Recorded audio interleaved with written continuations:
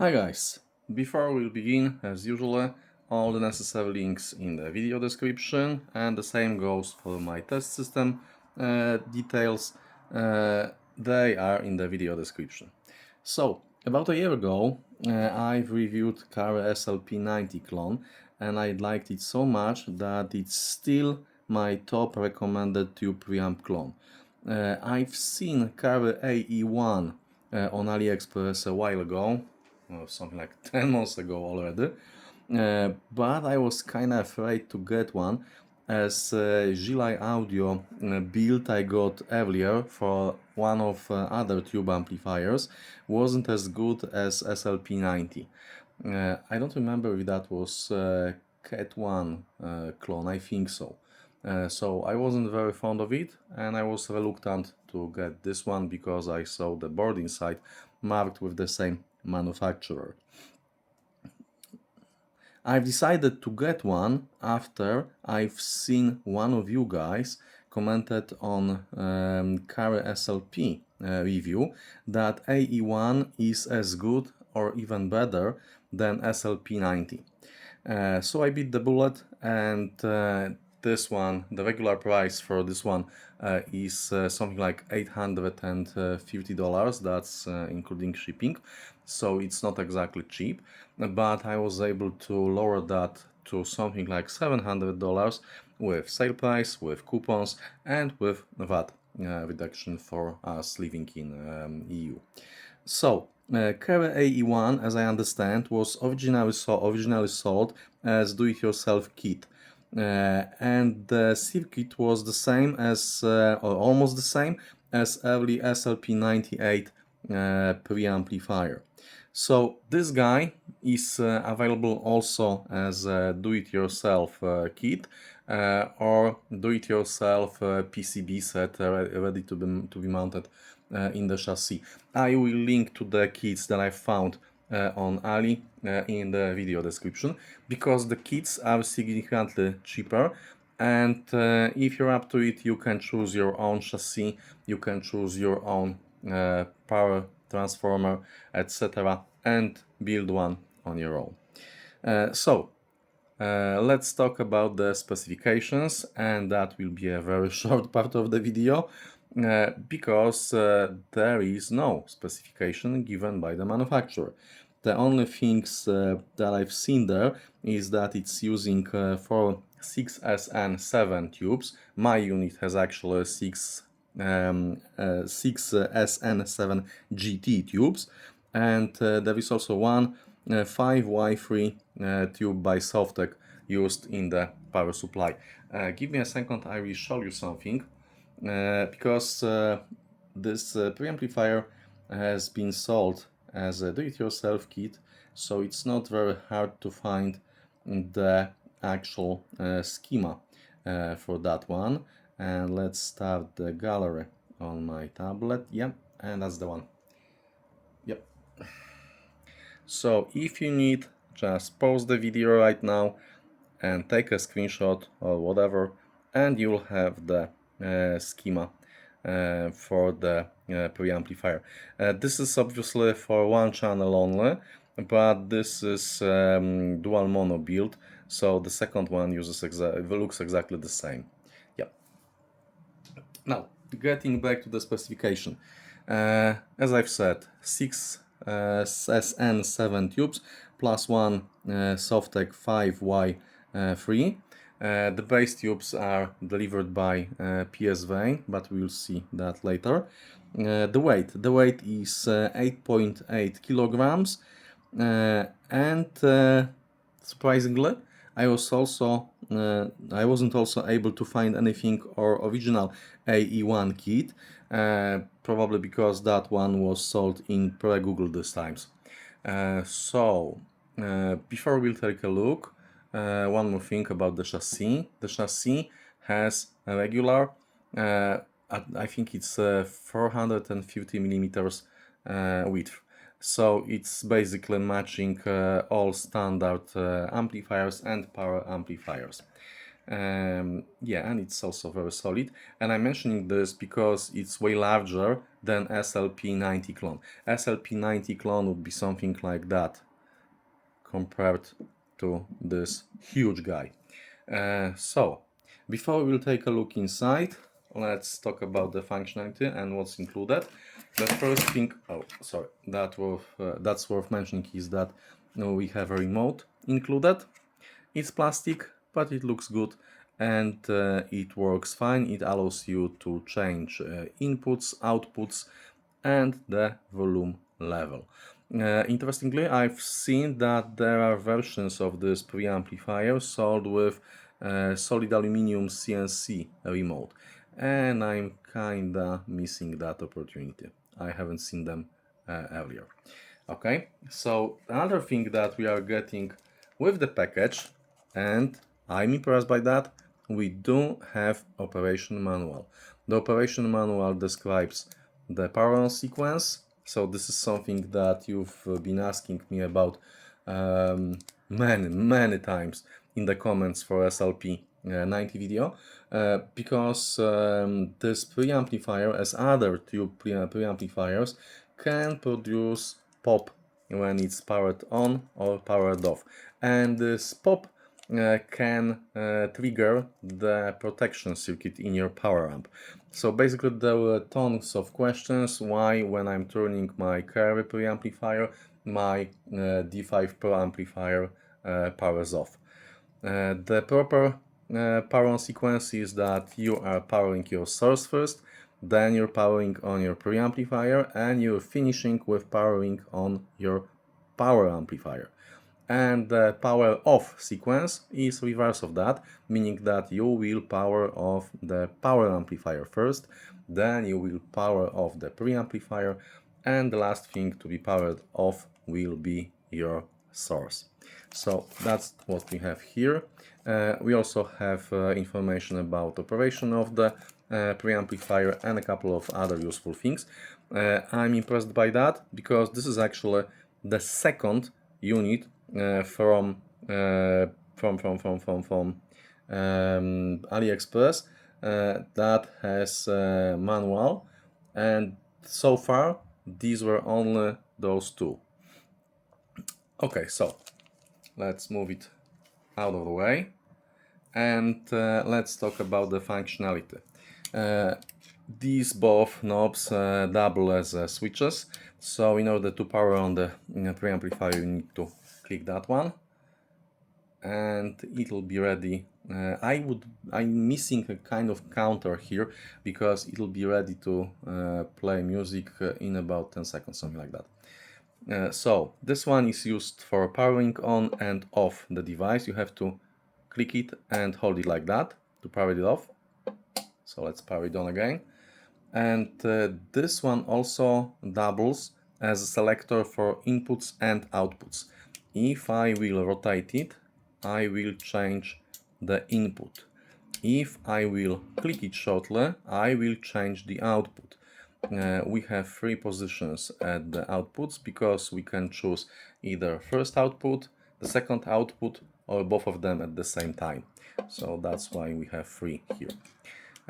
Yeah, and this guy is just a volume control that doubles as a mute if I press it quickly, and it also allows you to enter the configuration menu. I will try to link that PDF file for Cary SLP-90 because I think the configuration is exactly the same. So basically you need to hold this one down.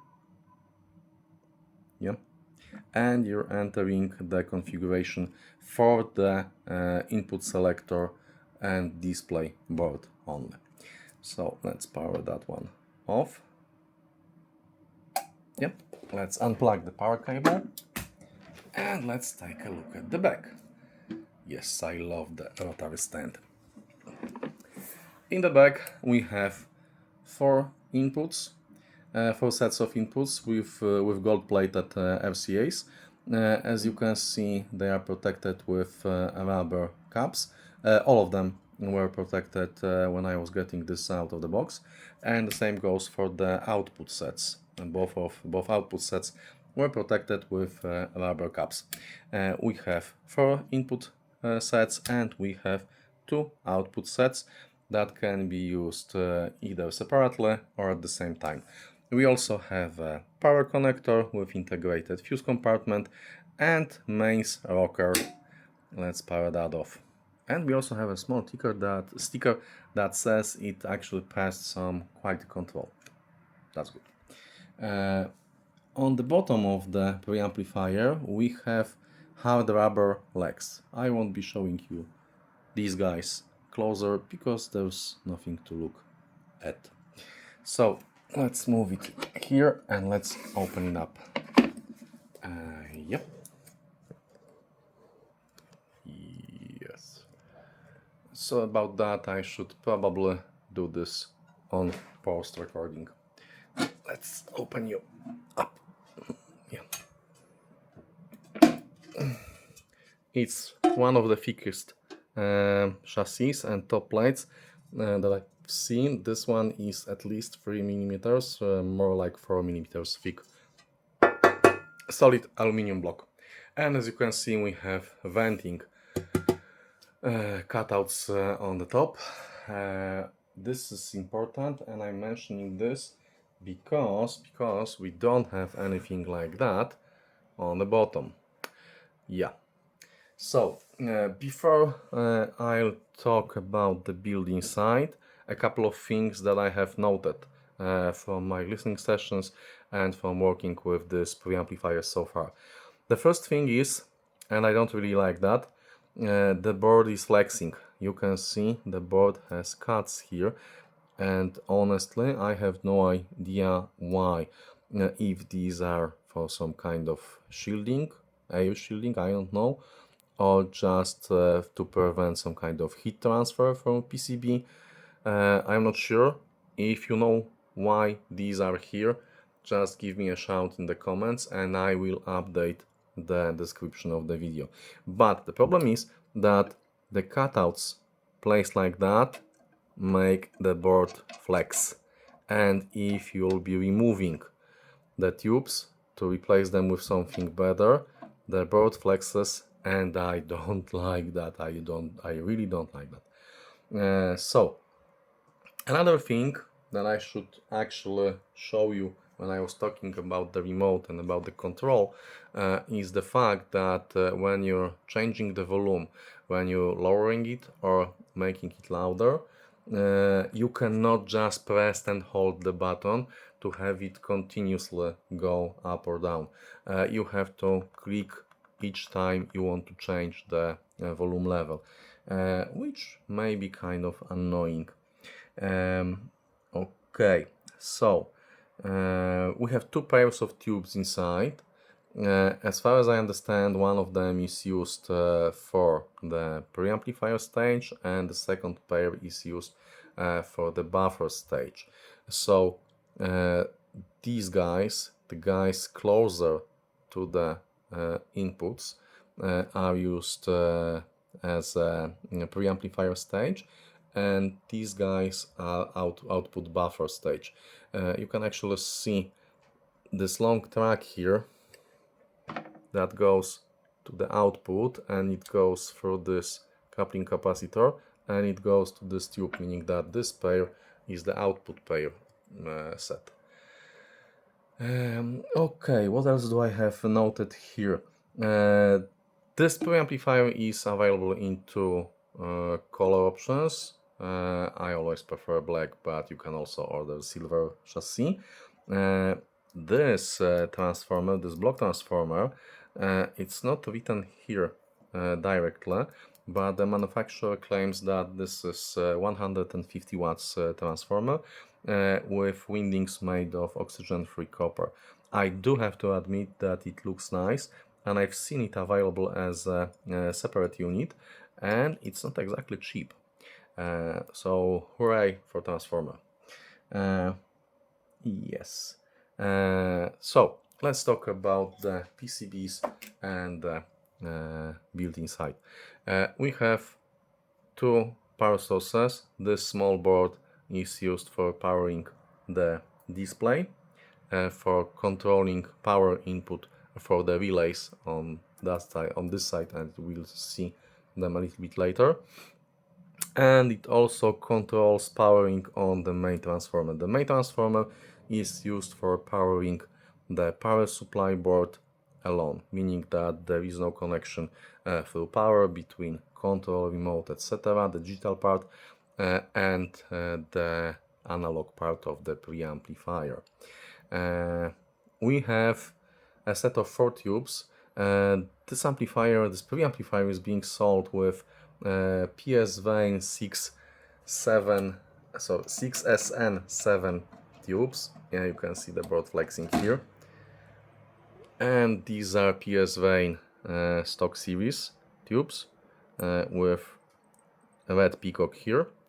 And we also have a Softec tube here. Yeah. Where is it? Yes, it's here. 5Y3 GT in my case, Softec. Let's have it here. We have a set of capacitors. These are Nichicons and they are rated for 4700 microfarads each. So we do have a little more than 9000 microfarads per channel. These large guys are rated for, I think, give me a second, I'll take a look, 120 microfarads. And these guys here are Rubicons and they are rated for 100 microfarads. These guys are CapexCon. I'm not familiar with the brand, and they are rated for 47 microfarads. If you've seen my short video with IR camera on the Cary AE-1 going through the burn-in, you've probably seen that the things inside are generating a lot of heat.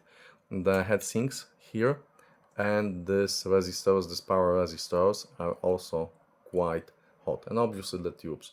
And as you can see, the bottom plate has no venting holes whatsoever, and the same goes for the sides. So also the transformer is getting quite hot. All in all, it won't make your hands burn when you touch it, but it gets quite warm when it's working for prolonged periods. I don't think it's dangerous because I've left it playing for 1.5 weeks in a row continuously, and nothing bad happened, and it wasn't very hot to the touch, it was warm to the touch, but still I'd like to see some venting holes in the bottom plate that would allow for the air movement from the bottom side to the top side. We have main capacitors here and here, and these coupling caps are rated for 2.2 microfarads and 650 volts. There are no brands on this cap. If you're familiar with the logo here, give me a shout in the comments. I haven't seen them earlier. And the smaller guys, the yellow ones here, are also not known to me. They have no brand printed on them, and these are rated for 0.22 microfarads, and they are also rated for 650 volts.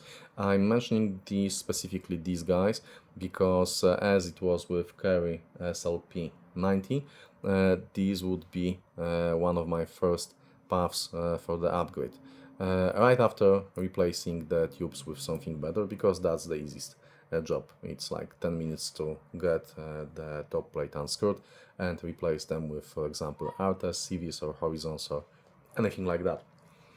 In fact, if you've watched my earlier videos on other amplifiers, I have 3 6SN7 PSVANE Summit CVs, top of the line tubes, and I've just ordered the 4th one with the same matching plate current, and once I'll have all 4 of them, I will do probably another video on the sound quality of this preamplifier with better tubes.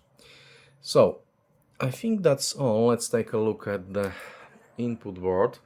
The interesting thing here is that as you can see, the original board has places for relays and volume pot here, close to the input tubes. And there is also place for a volume control extender rod. Some of the boards that I will link to in the description if you're into do-it-yourself stuff are boards with those places populated. This one is different because this one is not using input and volume control on the PCB. It's using this general set that you can also buy separately. And it's an interesting one because it comes with a display, it comes with this separate power source, and it works via relays controlling the inputs and outputs. But what's more interesting and actually very nice is the fact that the volume control is done using a resistor ladder here controlled with relays, meaning it's a very precise volume control. It's linear, it's not logarithmic, but strangely it actually works very well here, and I'll explain why that works very nice a little bit later. So I think that's all. You can see that the board is marked with Cary AE-1, and on the bottom here we have Gili audio, something like that. The tracks are gold plated. The power supply board is actually separate, like it was, as I understand, in the original Cary AE-1 kit, because you could move it to the separate chassis. Yeah, so give me a second to close that, to power it on again, and we will talk about the sound quality. So we're back, and the chassis is closed. Never mind that. I wasn't closing the lid fully because I will be doing that later. And I've powered it on again to show you what I've meant when I was talking about the volume control. So I want to raise the volume, so I'm pressing this button, and it goes one step only, even though I'm holding the button. Meaning that if I want to continuously raise the volume, I have to do. And then I can do something like that to lower the volume. I've noticed this by pure accident, because usually I'm not raising and lowering volume in very large amounts at the same time. But if you'll be using the volume control here, everything is fine. By the way, the volume control range is up to 100, no sorry, even more, 256 steps. And the volume control is done in 0.5 decibels. Whoa! I have to admit that I haven't checked the upper limit earlier. Oh, that's weird.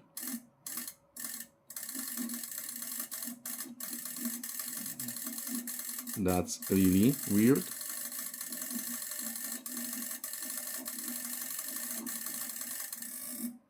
Yeah, 1024, because it's binary. Okay, so that's like a lot. I'll pause and I will turn that lower. And I forgot that there is a very nice button on the remote control that does something like, which one was that? That return. Yep. So I can do it easily like that. Okay, so the sound quality, the meat of the review. So Cary AE-1 has a very interesting bass. Yes, it's warm, but it sounds somehow like with solid-state preamplifiers. Meaning it's clear, it goes deep, and it doesn't cheat with bumping up mid-bass. The low piano notes have a nice texture and flow, but they are also very clean. Cary AE-1 has a great synergy with T9.4 amplifier. You can actually see it in the back there. When it comes to bass control and quality. It It retains all the power and all the authority that the T9.4 provides, but it adds a little warmth to the bass. Moving on to mid-range. The mid-range here is very smooth and very natural. The mids do not lose any detail, and you can hear even very small changes in the voices or articulation. Vocals are natural, organic, with very nice warmth, but it's not overdone, and at the same time everything is clear and transparent. There is no veil or fog that sometimes is called tube sound. I hate that kind of description, because usually when someone says that it's a very warm tube sound, I have alarm bells ringing, because a lot of people means by that the sound is like it would be coming from the blanket that was put on your speakers. It's nothing like that here. It's clear, transparent, with just a hint of add warmth. Mids are smooth, and you can get really loud with this preamplifier. There is no listening fatigue, and nothing gets harsh with higher volume levels. I've actually last night and the night before, when I was doing listening sessions, I went really loud with the combo set of AE-1 and T9.4 over there, yeah. And I really enjoyed that. To my surprise, there was no harshness in the higher volume levels. That's why I've noted it here, because usually, even with the good sounding preamplifiers and amplifiers, if everything sounds right with your regular volume listening level, once you start to raise the volume to very loud levels, the tonal balance gets off, and also you'll have a larger THD with higher volumes, and this makes the sound start to get somewhat fatiguing. It's not like that with this preamplifier and T9.4. I was able to go really loud, and I haven't felt that. I had no hurt, I had no problems with my ears. So, moving on to treble. This is one of the few devices that gets Crockett Steam track vibe right. It has to be open, it has to be smooth and relaxing. But with all that, there needs to be a lot of air, and Cary AE-1 delivers. This is one of the tracks that I'm mentioning rarely, one of the tracks that I'm used to use for my audio sessions when I'm testing audio equipment, because it's, let's say, very weird. I really like that track, it's very relaxing, but it sounds right only with just a handful of audio devices. On most of the audio devices, it will sound dry, it will sound maybe not analytical, but a little bit harsh. But with the right equipment, like this preamplifier, or for example, Cane Tube amplifier that you can see back there in the background, it's very smooth. It's very smooth and it's absolutely relaxing, but at the same time, it's filled with air. So this is one of the few guys that gets that track right. Treble here is extended, airy and smooth. I wasn't able to make it sound sibilant even with tracks I know that are bordering on sibilance. So there is some sweet coloring, but it's still retaining airiness and sense of light that I love so much with my electrostats and other speakers. Moving on to detail. This preamplifier has excellent resolution. This is one of the stars of the show.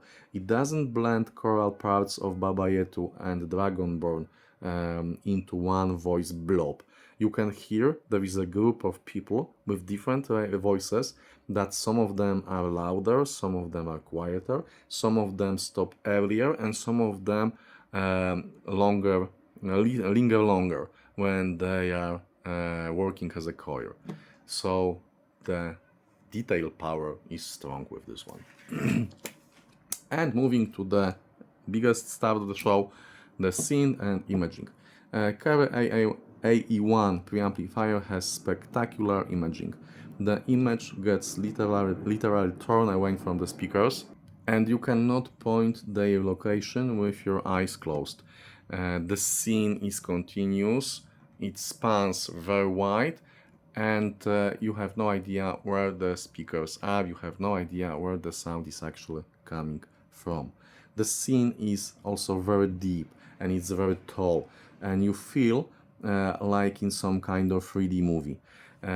It's very similar to Cary SLP-90, but here imaging is even a little bit better. Sound layers are clearly separate, instruments have real-life sizes, and yet there is a lot of space between them. The instruments are defined. They do not appear to be floating points in space. They have bodies, they have sizes, and these sizes are clearly defined. They are not foggy or fuzzy. If there is a, let's say, leading singer in the middle, or little left to the middle, to the center, or little right to the center, you can pinpoint his location, but he won't be like a point. He will be like someone alive singing to you. With good master at piano recordings, you can easily hear which side of the keys is used at the moment. Live recordings are simply amazing, as you can feel the ambience of the place. All of my test tracks that I'm using with live recordings were absolutely brilliant. Okay, so imaging and separation are so good that they were distracting me constantly during my review. When I'm doing my reviews, I'm taking notes and I'm trying to focus on different areas of the review. So imaging here is so spectacular that when I was, for example, trying to focus on bass lines, I was distracted by the image. I was distracted by the things that were happening in the back or on the sides, and I was trying to listen to them, and I found myself a number of times listening to the things that I shouldn't be at this particular moment. So imaging is spectacular, and it's a star of the show with this preamplifier. Moving on to the summary. Sonically, this is a real marvel, but it does have some quirks. There is the first one is a remote and necessity for single clicks. So it's one of the quirks. The volume control is linear. It's not logarithmic, meaning that if you're doing something like that, the volume is raising, let's say, in a slow way. You will understand what I'm talking about if you've ever heard the linear volume control versus logarithmic volume control. Logarithmic is more natural to our ears. This is something that we actually expect to be happening, and linear in comparison seems to be slow.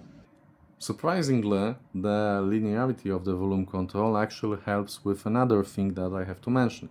Cary AE-1 has quite high gain, and with T9.4 I was able to use a 0 up to 25 volume range. So starting here and going up to here with my normal regular volume listening levels. But you've seen how far the scale goes. So we are effectively, at least in my experience with my amplifier, I was effectively using just a fraction of the available volume control range.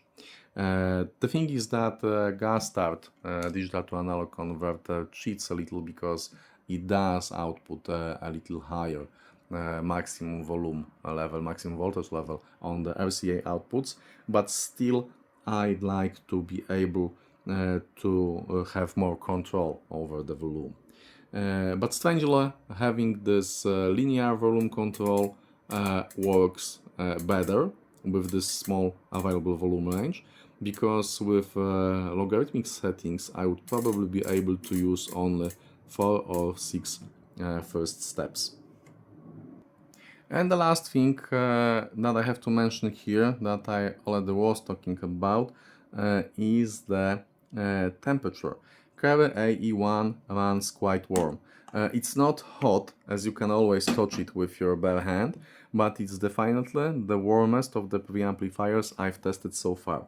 But when it comes to sound quality, it's really, really good. How good exactly? Is it better than Cary SLP-90 clone? That's currently my top tube preamp recommendation. Yes, it is. And let's talk about why. There is no single area where the difference is huge, but it's better across the board, here and there, and it all adds up. Currently, as I've said earlier, I'm waiting for the one more Summit PSVANE 6S and 7. I already have 3 of them, and I've ordered the 4th one with matching current because I really want to hear Cary AE-1 with top-of-the-line PSVANE tubes. So stay tuned for a video on that. As for pairings, you do have to keep in mind that this preamplifier has a high gain. So sonically it was excellent with both DAV clones, D5 Pro and D9 Pro, and also Burmester clone T9.42, but the real usable volume range was lower than I'd like. I would have to have a more granular control, because you know, from 0 to 25, that's not a lot of steps. There is this funny coincidence where so far all Cary clones are excellent, but they don't have XLRs. I would really love to have them balanced inputs. But all the tube preamplifiers that I've tested so far with balanced inputs had always some problems with the sound. So having to make a choice between having XLRs and better sound quality, I will always go for the sound quality, and that's why both Cary preamplifiers are excellent in my opinion. So if it's Cary, buy that one. If it has XLR inputs and it's tube amplifier, run away. Getting back to the question, is it better than SLP-90? Yes, it is. As I've said, there are gains in all areas, they add up. This is also quite more expensive than Cary SLP-90, because that would be like 2.5 times, something like that, more expensive than SLP-90. So if you already own SLP-90, unless you'll find a buyer for that one, stick with it, because SLP-90 is still excellent tube preamplifier. This one is better, but it's also 2.5 times more expensive. If you can afford one, if you are in the market for tube preamplifier and you can shell out something like $700–800 for a tube preamplifier, this is currently the best choice, and it will crash my recommendation list at the top spot for tube preamplifier. This will also be my current reference tube preamplifier that I'll be using with T9.4 as a reference setup for testing speakers and interconnects and speaker cables, etc. It is that good. If you... sorry. Again, links, all necessary links in the video description. If there will be more information to add, if there will be anything new that I've learned along the way, I will also update the video description. And again, my test system setup details in the video description. If you like this little video, you're more than welcome to support my channel by buying me a beer via PayPal or YouTube Super Thanks, both available under the video.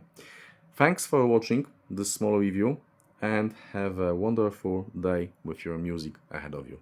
Bye guys, and see you next time.